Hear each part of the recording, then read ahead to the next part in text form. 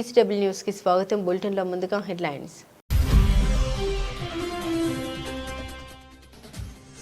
భారత్పై ట్రంప్ విధించిన టారిఫ్లను సవాల్ చేస్తూ తీర్మానం. అమెరికా ప్రతినిధుల సభలో 3 చట్టసభ్యుల కీలక అడుగు.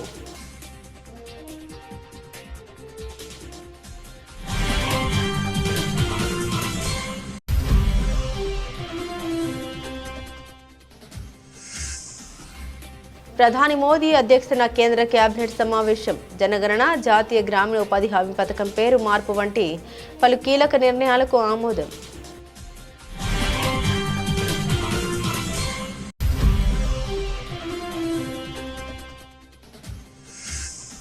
కోల్కతా చేరుకున్న మెస్సీ, స్టార్ను చూసేందుకు ఎగబడ్డ జనం.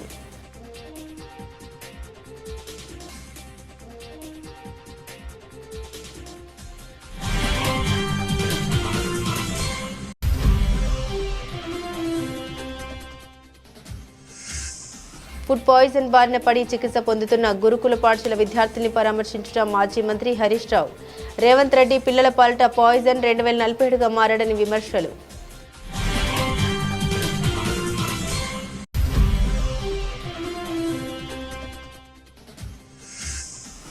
రెండో విడత పంచాయతీ ఎన్నికల్లో బీజేపీ అభ్యర్థులకు ఓటు వేయండి. పార్లమెంట్ పరిధిలోని గ్రామాలను అభివృద్ధి చేసే బాధ్యత నాదే అంటున్న ఎంపీ డీకే అరుణ.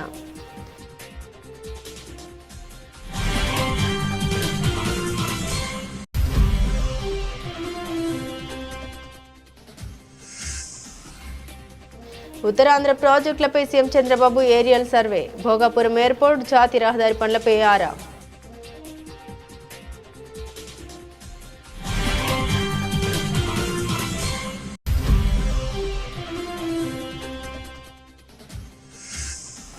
రాజకీయాల్లో ఎత్తుపల్లాలు సహజం. ప్రజలు తిరిగి కేసీఆర్కు పట్టం కడతారు. కేటీఆర్తో భేటీ అనంతరం అఖిలేష్ యాదవ్.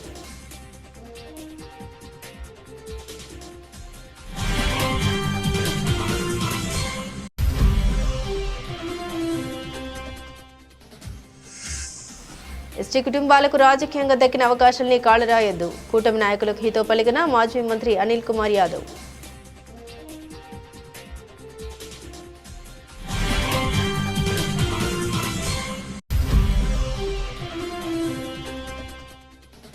మరోసారి బీఆర్ఎస్ నేతలపై తీవ్రస్థాయిలో విరుచుకుపడ్డ కల్వకుంట్ల కవిత. ఉద్యమ సమయంలో 10 ఏళ్ల పాలనలో ఆ పార్టీ నేతలు భూ కబ్జాలకు, దోపిడీకి పాల్పడ్డారని ఆరోపణ.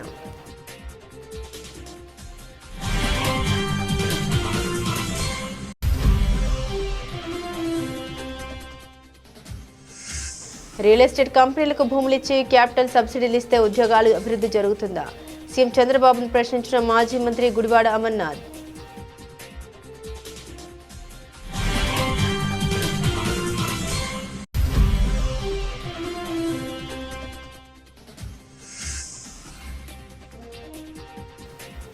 తిరుమల శ్రీవారిని దర్శించుకున్న సూపర్ స్టార్ రజనీకాంత్. రంగనాయక మండపంలో వేద ఆశీర్వచనం అందించిన పండితులు.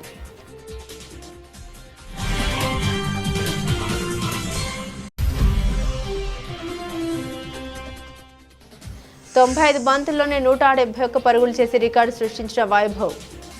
యూఏఈపై 234 పరుగులతో భారత్ ఘన విజయం.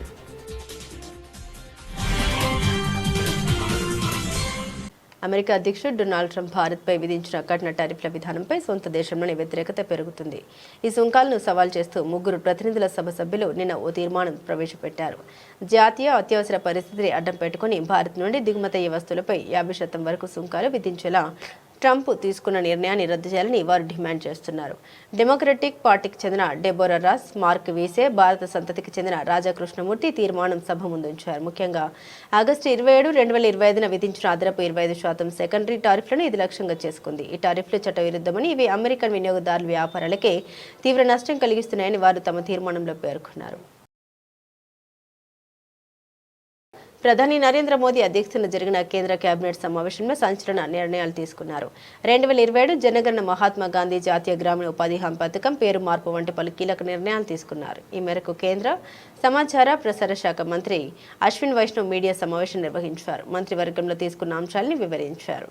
सेंसस देश के लिए एक बहुत इम्पोर्टेंट एक्सरसाइज है, जिसके माध्यम से देश के बारे में, देश की जनसंख्या के बारे में हर एक जानकारी जो चाहिए होती है वो इसके माध्यम से मिलती है। इसका लीगल बेसिस हम सब जानते हैं, सेंसस एक्ट है और सेंसस के रूल्स हैं। 16 जून 2025 में गैजेट नोटिफिकेशन पब्लिश हुआ था सेंसस 2027 का। आज इसके लिए बजट अप्रूव हुआ है 11,718 करोड़ रुपीस का। सेंसस देश की जनसंख्या को एक पर्टिकुलर पॉइंट ऑफ टाइम में इन्यूमरेट करता है। रेफरेंस डेट रखी गई है 0 आवर्स ऑफ 1 मार्च 2027। 1 अक्टूबर 2026 के 0 आवर्स को स्नो बाउंड एरियाज के लिए डिसाइड किया गया है। There will be 2 phases of the census. Phase 1 में housing enlisting and housing census, which means कहाँ पे घर है, कितने देश में घर है, घर के अंदर क्या फैसिलिटीज़ है, पानी, बिजली, कनेक्टिविटी, व्हीकल है किसी के पास, वो सब चीज़ें हाउस इनुमरेशन, हाउस लिस्टिंग और हाउसिंग सेंसस के नाम से गिनी जाती। That becomes the. Argentina football star player Lionel Messi Bharat చేరుకున్నారు. ఇవాళ ఉదయం తెల్లవారుజామున 2:26 ఆయన కోల్కతా విమానాశ్రయంలో ల్యాండ్ అయ్యారు. గోట్ ఇండియా టూర్లో భాగంగా మెస్సీ భారత్కు వచ్చారు. కోల్కతా విమానాశ్రయం వద్ద ఘన స్వాగతం లభించింది. ఇంటర్నేషనల్ అరైవల్స్కు చెందిన గేట్ 4 వద్ద వేల సంఖ్యలో జనం గుమిగూడారు. మెస్సీ మెస్సీ అంటూ నినాదాలు చేశారు. తమ ఫోన్లతో స్టార్ ప్లేయర్ ఫోటోలు, వీడియోలు తీశారు. భారీ భద్రత మధ్య వీఐపీ గేట్ ద్వారా మెస్సీ బయటకు వెళ్లాడు. తన తోటి జట్టు సభ్యులు Luis Suarez, Argentina teammate Rodrigo de Paul కూడా ఉన్నారు. రాబోయే 72 గంటల పాటు మెస్సీ బృందం ఇండియాలో గడపనుంది. కోల్కతాతో పాటు హైదరాబాద్, ముంబై, ఢిల్లీలోనూ మెస్సీ టూర్ చేయనున్నాడు. సోమవారం రోజు ప్రధాని నరేంద్ర మోదీని అర్జెంటీనా ప్లేయర్ మెస్సీ కలవనున్నారు.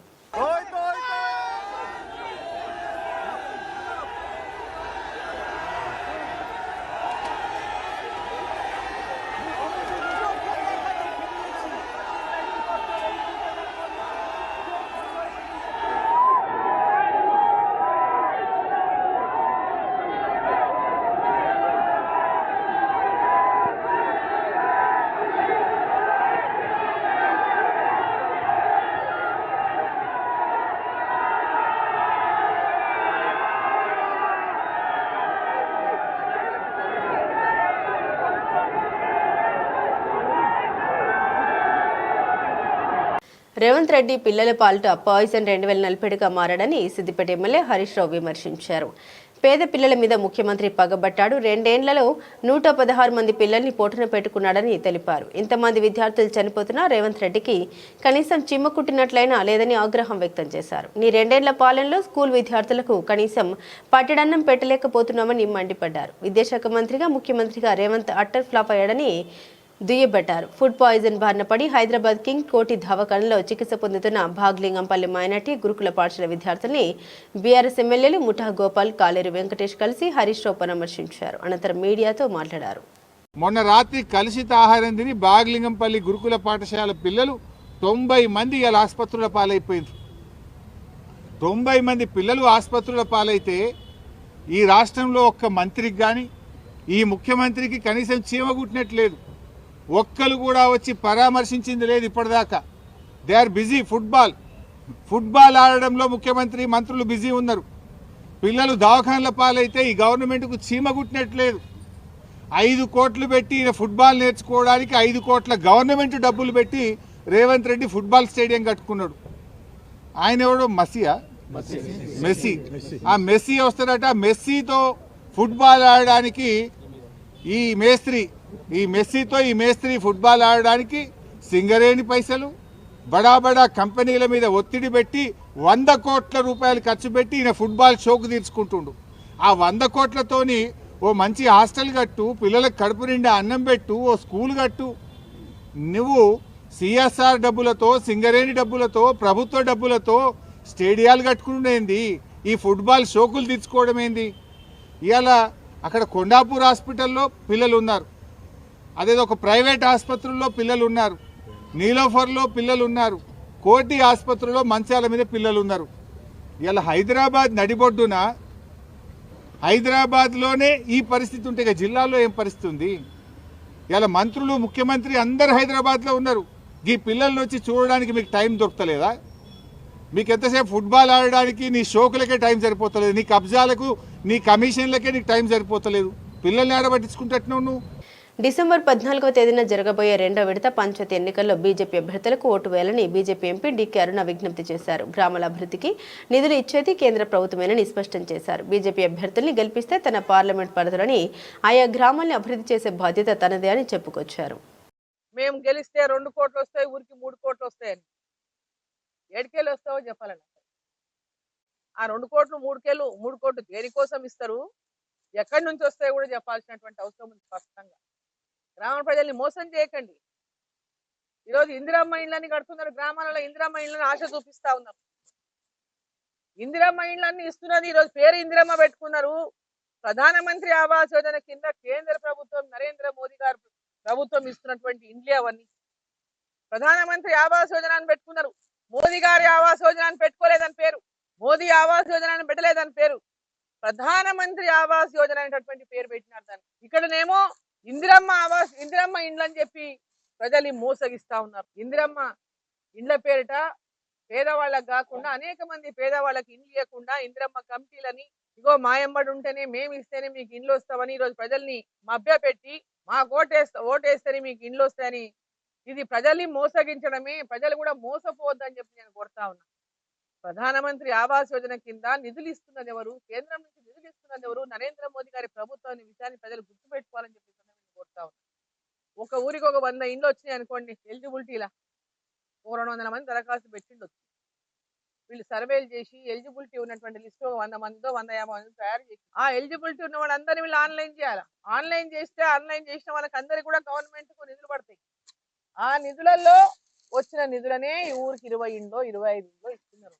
150 ఏమో ఆన్లైన్ చేస్తారు, ఇచ్చేదేమో 20-25. దాన్ని బట్టి మీరు అర్థం చేసుకోండి. ఉత్తరాంధ్ర అభివృద్ధిలో కీలకమైన పలు ప్రాజెక్టుల నిర్మాణ పనుల్ని ముఖ్యమంత్రి నారా చంద్రబాబు నాయుడు స్వయంగా పరిశీలించారు. హెలికాప్టర్లో ఏరియల్ సర్వే నిర్వహించి పనుల పురోగతిని గగనతలం నుండి వీక్షించారు. రాష్ట్ర భవిష్యత్తుకు అత్యంత ముఖ్యమైన ఈ ప్రాజెక్టుల్ని వేగవంతం చేయాలనే లక్ష్యంతో ఈ పర్యటన సాగింది.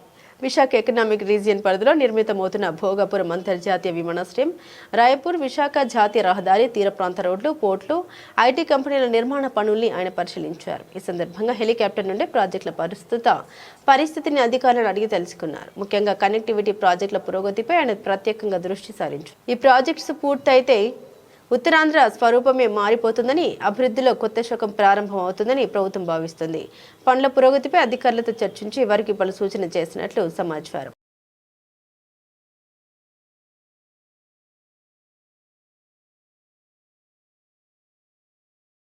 రాజకీయాల్లో ఎత్తుపల్లాలు సహజం, పరిస్థితులు మారతాయని సమాజ్వాదీ పార్టీ అధ్యక్షుడు ఉత్తరప్రదేశ్ మాజీ ముఖ్యమంత్రి అఖిలేష్ యాదవ్ అన్నారు. ప్రజలు తిరిగి కేసీఆర్ కు పట్టం కడతారనే నమ్మకం తనకుందని అన్నారు. హైదరాబాద్లోని నందినగర్లోని కేసీఆర్ ఇంటికి అఖిలేష్ యాదవ్ వచ్చారు.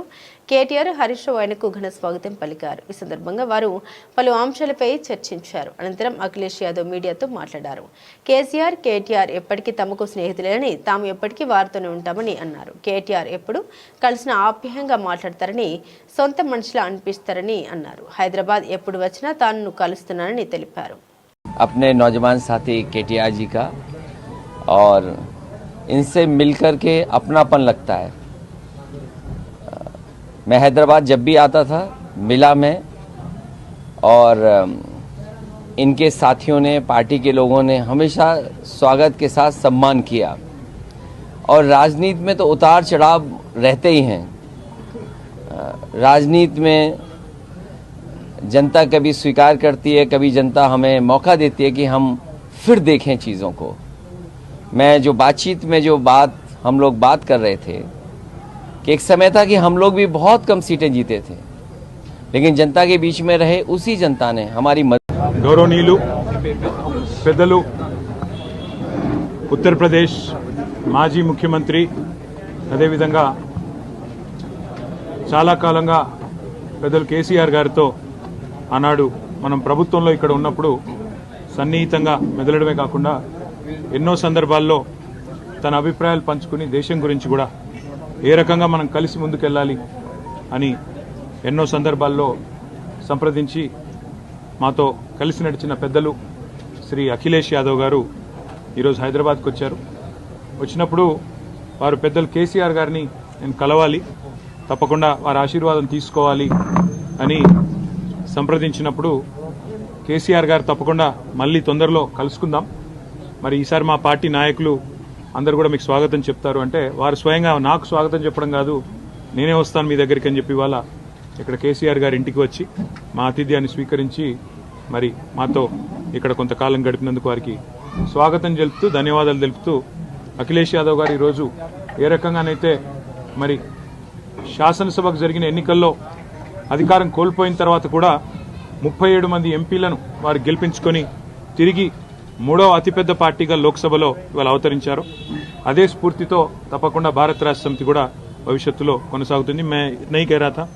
నెల్లూరు మేయర్ అవిశ్వాస తీర్మానం నేపథ్యంలో వైఎస్ఆర్సీపీ ఇంకా ఏ నిర్ణయం తీసుకోకుండానే కూటమి పార్టీలు పాండిచ్చేరికి క్యాంపు రాజకీయాలు మొదలుపెట్టడం చూస్తుంటే అప్పుడే వైఎస్ఆర్సీపీ నైతికంగా విజయం సాధించేసినట్టని మాజీ మంత్రి అనిల్ కుమార్ యాదవ్ స్పష్టం చేశారు. టీడీపీ నాయకులు మాకు 41 మందిని కార్పొరేటర్ల బలం ఉందని చెప్పుకుంటూనే 5 కార్పొరేటర్లు తిరిగి వైఎస్ఆర్సీపీకి వస్తే వణికిపోతున్నారని పోలీసులకు పంపించి కార్పొరేటర్ వారి కుమార్ని అరెస్టు చేయించి తిరుపతి తీసుకెళ్లిపోయారని తెలిపారు. వైఎస్ఆర్సీపీ కార్పొరేటర్ల భార్య పిల్లలకు ఫోన్లు చేసి బూతులు తిడుతూ గంజాయి కేసులు పెడతామని బెదిరిస్తున్న టీడీపీ నాయకులు 8 నెలల మేయర్ పదవి కోసం ఇంతలా దిగజారడం సిగ్గుచేటన్నారు. యానాదుల్ని రాజకీయంగా ప్రోత్సహించాలని వైఎస్ జగన్ గారు ఇచ్చిన పదవిని లాక్కోవడం తగదని టీడీపీ నాయకులకు హితవు పలికారు. అరెస్ట్ చేసింది పోలీసు ఒప్పుకుంది కదా, నిన్న మేము తీసుకొస్తాం సబ్మిట్ చేస్తామని చెప్పి ఒప్పుకుంది కదా. ఒంగోలు దగ్గర 3:30కి ఫోన్ చేసి అన్న 3:30కి ఎక్కడున్నాము అంటే ఒంగోలు దగ్గర ఉన్నాము, ఇలాగా పోలీసులు అరెస్ట్ చేసి తీసుకొచ్చారు, పట్టాభి అన్నాను విజయభాస్కర్ రెడ్డి వచ్చిన్నారు, ఇబ్బంది పెడుతున్నారు, ఏం చేయమంటావన్నా అడగటం జరిగింది. నా దగ్గర ఫోన్ చేసిన నంబర్ ఉంది, మీకు ధైర్యం ఉంటే ఆ టైంలో 2 టౌన్ సిఐ పట్టాభి విజయభాస్కర్ రెడ్డి ఆ నంబరు లొకేషన్ తీస్తే ఎక్కడున్నారో తేలుతుంది. మీకు కరెక్ట్గా ఉంటే రాత్రి 3 to 3:30 మధ్యలో నాకు ఫోన్ చేసి మాట్లాడటం జరిగింది. మీరు నెల్లూరుకి పోలీస్ స్టేషన్ తీసుకొస్తున్నారా, డెలివరీ ఇస్తున్నారా, అక్కడి నుంచి తిరుపతికి తీసుకెళ్ళటం మాట వాస్తవం కాదా? పొద్దున్నే ఒక ఆడియో ఇప్పించి వైసీపీకి షాక్, మాకు నంబరే లేదు, మేము పోటీ చేస్తామో కూడా ఇంకా డిక్లేర్ కాలేదు, మేము దాని మీద మా అధిష్టానం కానీ మా కార్పొరేట్ నిర్ణయమే తీసుకోలేదు, మాకు పోయేదేం లేదు, ఈ మేయర్ ఉన్నా మా మేయర్ కాదు, రేపు ఎక్కే మేయర్ అమ్మా మా మేయర్ కాదు, 8 నెలలు ఉన్న అధికారానికి ఎంతెంత ఎందుకు ఊపిరిలోడుతున్నారో మాకు అర్థం కావట్లేదు, ఇన్ని కోట్లు రూపాయలు ఎందుకు ఖర్చు పెడుతున్నారో అర్థం కావట్లేదు, దానికి మాకేం షాక్. నిన్నటితోనే మీరు క్యాంపు రాజకీయాలు రాత్రికి పాండిచేరి పరిగెత్తిన తీరుకే, తిరుమల కొండకు తీసుకొని పాండిచేరికి గోవాకు పరిగెత్తిన తీరిన రోజునే, అధికారంలో ఉండి డబ్బు ఉండి ఇన్ని ఉండి బలం ఉండి పరిగెత్తిన రోజునే వైఎస్ఆర్ కాంగ్రెస్ పార్టీ నైతికంగా నెల్లూరు నగరంలో గెలిచేసింది. కొత్తగా మేము గెలవాల్సిన అవసరం లేదు, మేము రుజువు చేసుకోవాల్సిన అవసరం మాకు లేదు. ఇంత దిగజారి ఎంతెంత రాత్రి నుంచి అయితే మొన్న 25 లక్షలు ఉండింది, స్టేక్ పెరిగింది, ఇప్పుడు 40 lakhs, 5 కోట్ల వర్కులు అంటున్నారు, 10 కోట్ల వర్కులు అంటున్నారు, మీకు ఏం కావాలంటున్నారు, కారెక్కండి. ఇంత డబ్బు 8 నెలలకి ఒక గిరిజనుల్ని మా పార్టీలో లేకపోయి ఉండొచ్చు. ఎందుకు చెప్తున్నానంటే ఈ మాట, అగ్రవర్ణాలకి బీసీల్లో కొన్ని కులాలకి ఎమ్మెల్యేల అవకాశాలు వస్తాయి. మన జిల్లాలో ఎస్సీ సామాజిక వర్గానికి సంబంధించిన ఎమ్మెల్యేల అవకాశాలు ఉన్నాయి, కానీ ఎస్టీకి సంబంధించి మనకి ఎప్పుడూ. తెలంగాణ జాగృతి అధ్యక్షులు కల్వకుంట్ల కవిత మరోసారి బీఆర్ఎస్ నేతలపై తీవ్రస్థాయిలో విరుచుకుపడ్డారు. ఉద్యమ సమయంలో 10 ఏళ్ల పాలనలో ఆ పార్టీ నేతలు భూ కబ్జాలకు దోపిడీకి పాల్పడ్డారని ఆరోపించారు. వారు ఎవరెవరి దగ్గర దోచుకున్నారో ఆ వసూల చిట్టా అంతా తన వద్ద ఉందన్నారు. ఏఏ స్టూడియోల ముందు ధర్నాలు చేసి వసూలకు పాల్పడి కాంప్రమైజ్ అయ్యారు తనకు తెలుసునని, ఈ విషయాలన్నీ బయటపెడితే తెలంగాణ వల్ల సిగ్గుపోతుందనే ఉద్దేశంతో ఇంతకాలం ఊరుకున్నామని అన్నారు. తనపై లేనిపోని ఆరోపణ, పిచ్చి ప్రచారాలు చేస్తే తాట తీస్తామని హెచ్చరించారు. తానింకా వారి పాపల చిట్ట విప్పడం ప్రారంభించడం లేదని, టాస్ మాత్రమే వేశారని, అసలైన టెస్ట్ మ్యాచ్ ముందే ఉందని అన్నారు. బంజారా హిల్స్లోని తెలంగాణ జాగృతి కార్యాలయంలో కవిత మీడియాతో మాట్లాడారు. వారిలా వసూలు చేసుకుని ఉద్యమాలు నడపలేదని, తన నగలు కుదువ పెట్టి బతుకమ్మ సంబరాలు చేశామని తెలిపారు. అందుకే తనకి ఇంత పౌరుషమని తెలిపారు కవిత. కృష్ణారావు గారి కొడుకు ఆయన డైరెక్టర్గా ఉన్నప్పుడు 70 ఎకరాల వెంచరీ, పెద్ద వెంచరీ, 70 ఎకరాలు మీకు కనబడుతుంటుంది. మొత్తం విల్లాలు కట్టిరు, పట్టుకోండి, మొత్తం విల్లాలు కట్టిరు, అన్ని A to Z విల్లాలు కట్టిరు. ఇలా ఎన్ని అలిగేషన్స్ ఉన్నాయంటే, ఇక్కడ నేను ఎల్లో మార్క్ చేసిన రోడ్ మొత్తం గవర్నమెంట్ రోడ్, అది కబ్జా, అది లోపలనే ఉంటుంది, దాని చుట్టూ కాంపౌండ్ వాళ్ళు. ఇక్కడ అసైన్ ల్యాండ్స్ ఉన్నాయి, అది కబ్జా. ఈ మధ్యలో చెరువు ఉంది, ఈ చెరువు 10 ఎకరాలు ఉంది అని చెప్పి, 10 ఎకరాల చెరువు ఇది అని చెప్పి ప్రభుత్వం సర్టిఫికేట్ ఇచ్చింది 2021లో. ఇది అఫీషియల్గా రెరాకి ఇచ్చిన డాక్యుమెంట్. నేను మీలాగా ఆగమాగం ఎడ్డెడ్డి మాట్లాడా, దొంగ డాక్యుమెంట్లు చూసి అసలే మాట్లాడా. 2021లో మీ కంపెనీ నుండి మీరు రెరాకి ఇచ్చిన దాంట్లో మా వెంచర్ మధ్యలో ఉన్నటువంటి చెరువు 10 ఎకరాలని మీరు చెప్పారు. అయిపోయిందా? అదే మళ్ళీ 2021లో 2024 వచ్చే వరకు ఏమవుతుందంటే ఆ చెరువు 6 ఎకరాలకు వస్తుంది. అంటే 4 ఎకరాలు ఎవరు మింగిన మధ్యలో? ఇది 6 ఎకరాలని మళ్ళీ అఫీషియల్గా ఇరిగేషన్ డిపార్ట్మెంట్ ఇచ్చింది. ఇప్పుడు ఇంకా ఘోరం ఏంటంటే ఈ మొత్తం 71 ఎకరాల ఈ సామ్రాజ్యంలో చుట్టూ కాంపౌండ్ వాల్ కట్టింది. అంటే ఈ చెరువు యాక్సెస్ ఓన్లీ ఆ విల్లా వాళ్ళకు ఉంటుంది. యాక్చువల్లీ అది ఊరిది చెరువు. అంటే మీ అయ్యా జాగిరా చెరువు లోపలేసుకొని చుట్టూ కాంపౌండ్ వాల్ పట్టుకుంటే ఆ ఊరోళ్ళు వాడుకోవద్దా చెరువును? హైడ్రాకి దమ్ముంటే రేవంత్ రెడ్డి గారికి కానీ గవర్నమెంట్లో ఉన్న వ్యక్తులకి ఈ వెంచర్తో సంబంధం లేకపోతే యాక్సెస్ ఓపెన్ చేయండి, దానికి ఓపెన్ చేయండి. చెరువు మధ్యలో ఉంటుంది, చుట్టూ విల్లా, ఎక్కడికక్కడ కేజీఎఫ్ సామ్రాజ్యాలు. రాష్ట్రానికి విశాఖపట్నమే భవిష్యత్ అని మాజీ సీఎం వైఎస్ జగన్మోహన్ రెడ్డి గతంలో చెప్పిన విషయాన్ని ఇప్పుడు ముఖ్యమంత్రి చంద్రబాబు మాట్లాడుతున్నారని మాజీ మంత్రి గుడివాడ అమర్నాథ్ విమర్శించారు.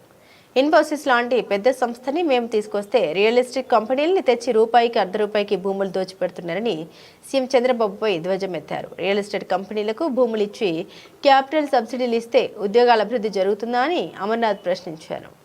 ఈ ప్రాంతానికి ముఖ్యంగా విశాఖపట్నం నగరానికి ఉన్నటువంటి అవకాశాలు, రాష్ట్రానికి విశాఖపట్నమే భవిష్యత్తు అని చెప్పి గతంలో మేము చెప్పినటువంటి అనేక విషయాలు, ముఖ్యంగా జగన్మోహన్ రెడ్డి గారు ముఖ్యమంత్రిగా ఉన్నప్పుడు విశాఖపట్నానికి ఇచ్చినటువంటి విజన్ డాక్యుమెంటు, ఏవైతే ఆ రోజు మేము ప్రభుత్వంలో ఉన్నప్పుడు ఏ మాట అయితే చెప్పామో ఈ ప్రాంతం గురించి, ప్రాంత అవకాశాల గురించి, ఈ ప్రాంత భవిష్యత్తు గురించి ఏదైతే ఒక కార్యాచరణ రూపొందించామో ఈరోజు ముఖ్యమంత్రి గారి నోటంట కూడా అవే మాటలు వస్తూ ఉన్నాయి. విశాఖపట్నం తాలూకా వనరులు, ఈ ప్రాంత పరిస్థితులు, ఇక్కడ ఉన్నటువంటి అవకాశాలని మీ అంత విజనరీ ఎందుకు గుర్తించలేకపోయారు? ఎందుకు ఆ రోజు మీరు విశాఖపట్నాన్ని పక్కన పెట్టి అమరావతి అమరావతి అమరావతి అని చెప్పి ఆ రోజు నుంచి నేటి వరకు కూడా అదే పాట ఎందుకు పాడుతూ ఉన్నారు? ఈరోజు కొన్ని కంపెనీలకి కొన్ని శంకుస్థాపనలు వారు చేసినట్టుగా ఈరోజు చూసాం. ఈరోజు ఇన్ఫోసిస్ లాంటి సంస్థల్ని, ఎందుకంటే ఆ రోజు ఒక మేజర్ కంపెనీని విశాఖపట్నానికి తీసుకొచ్చేటువంటి ప్రయత్నం జరిగితే సహజంగా ఒక పెద్ద కంపెనీ విశాఖపట్నం వచ్చినప్పుడు మిగిలినటువంటి కంపెనీలు కూడా ఆసక్తి చూపుతాయి విశాఖపట్నం వైపు అని చెప్పి ఆ రోజు ముందడుగు వేసి ఇన్ఫోసిస్ లాంటి సంస్థని విశాఖపట్నం తీసుకొచ్చేటువంటి కార్యక్రమం చేశాం. ఆ రోజు ఏ సంస్థకి రూపాయికి భూములు ఇచ్చినటువంటి పరిస్థితులు లేవు. కేవలం ఆ రోజు ప్రభుత్వం మీద ఉన్నటువంటి కాన్ఫిడెన్స్ కానీ ప్రభుత్వం మీద. ప్రముఖ సినీ నటుడు సూపర్ స్టార్ రజనీకాంత్ ఈరోజు తిరుమల శ్రీ వెంకటేశ్వర స్వామి వారిని దర్శించుకున్నారు. తన కుటుంబ సభ్యులతో కలిసి తిరుమలకు విచ్చేసిన ఆయన ఉదయం వీఐపీ బ్రేక్ సమయంలో స్వామివారి సేవలో పాల్గొన్నారు. ఈ సందర్భంగా ఆయన శ్రీవారికి ప్రత్యేక పూజలు నిర్వహించి మొక్కులు చెల్లించుకున్నారు. దర్శనం అనంతరం ఆలయంలోని రంగనాయక మండపానికి చేరుకున్న రజనీకాంత్కు కుటుంబానికి వేద పండితులు వేదాశీర్వచనం అందించారు. టీటీడీ అధికారులు ఆయనకు స్వామివారి తీర్థ ప్రసాదాలను చిత్రపటాన్ని అందజేసి సత్కరించారు. రజనీకాంత్ రాకతో ఆలయ పరిసరాల్లో సందడి వాతావరణం నెలకొంది.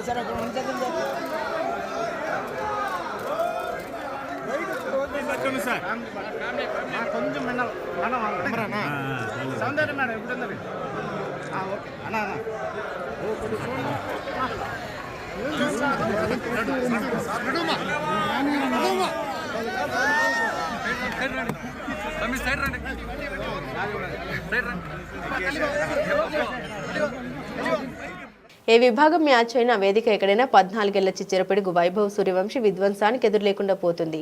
తాజాగా అండర్-19 ఆసియా కప్ ఆరంభ మ్యాచ్లో తన బ్యాట్ పదునేంటో యూఏఈ బౌలర్లకు రుచి చూపించాడు. 95 బంతుల్లోనే 9 4లు 14 సిక్సర్లతో చెలరేగిన వైభవ్ 171 పరుగులతో అదుర్స్ అనిపించాడు. అతని దాటికి ప్రత్యర్థి యూఏఈ 234 పరుగుల భారీ తేడాతో చిత్తు కావడం గమనార్హం.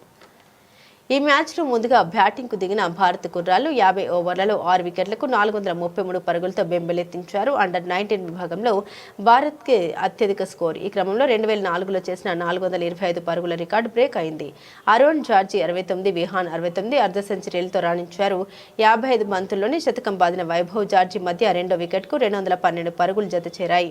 ఆ తర్వాత కష్టసాధ్యమైన చేతనలో యూఏఈ 50 ఓవర్లలో 199/7 స్కోర్కే పరిమితమైంది. ఉద్దీష్ సూరి 78, పృథ్వీ మధు 50 మాత్రమే ఆకట్టుకున్నారు. భారత్ నుండి ఏకంగా 9 మంది బౌలింగ్ చేయగా దివేష్కు 2 వికెట్లు దక్కాయి.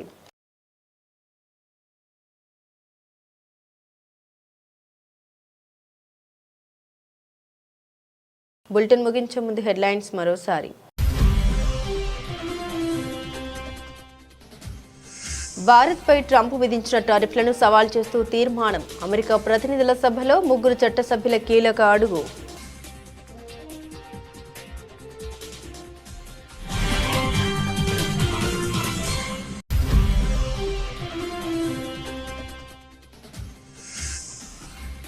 ప్రధాని మోదీ అధ్యక్షతన కేంద్ర కేబినెట్ సమావేశం. జనగణన, జాతీయ గ్రామీణ ఉపాధి హామీ పథకం పేరు మార్పు వంటి పలు కీలక నిర్ణయాలకు ఆమోదం.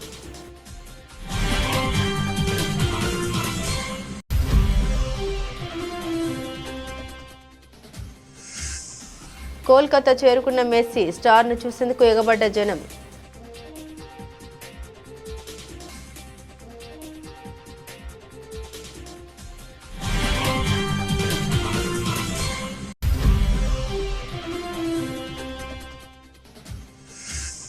ఫుడ్ పాయిజన్ బారిన పడి చికిత్స పొందుతున్న గురుకుల పాఠశాల విద్యార్థుల్ని పరామర్శించిన మాజీ మంత్రి హరీష్ రావు. రేవంత్ రెడ్డి పిల్లల పాలిట పాయిజన్ 2047గా మారాడని విమర్శలు.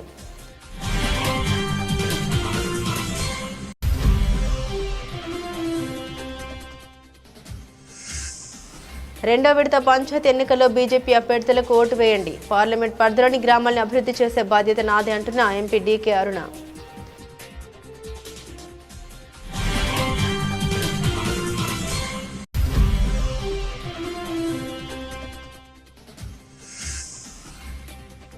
ఉత్తరాంధ్ర ప్రాజెక్టులపై CM Chandrababu aerial survey. Bhogapuram airport, జాతీయ రహదారి పనులపై ఆరా.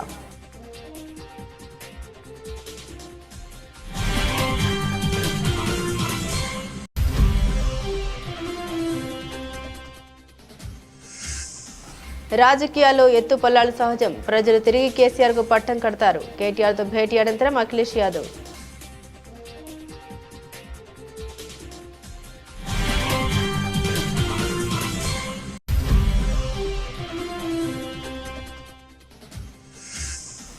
ఎస్టీ కుటుంబాలకు రాజకీయంగా దక్కిన అవకాశాలని కాళరాయొద్దు. కూటమి నాయకులకు హితో పలికిన మాజీ మంత్రి అనిల్ కుమార్ యాదవ్.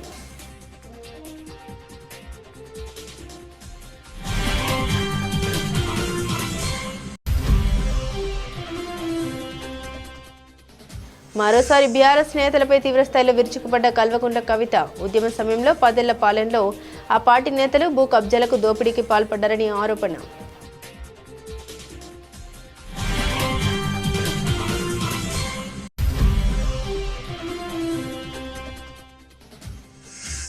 రియల్ ఎస్టేట్ కంపెనీలకు భూములిచ్చి క్యాపిటల్ సబ్సిడీలు ఇస్తే ఉద్యోగాలు అభివృద్ధి జరుగుతుందా? సీఎం చంద్రబాబును ప్రశ్నించిన మాజీ మంత్రి గుడివాడ అమర్నాథ్.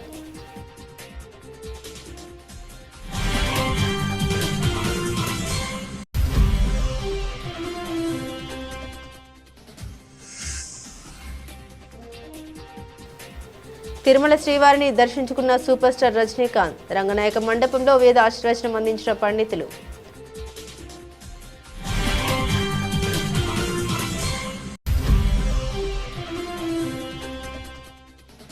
తొంభై బంతుల్లోనే 171 పరుగులు చేసి రికార్డు సృష్టించిన వైభవ్. యూఏఈపై 234 పరుగులతో భారత్ ఘన విజయం.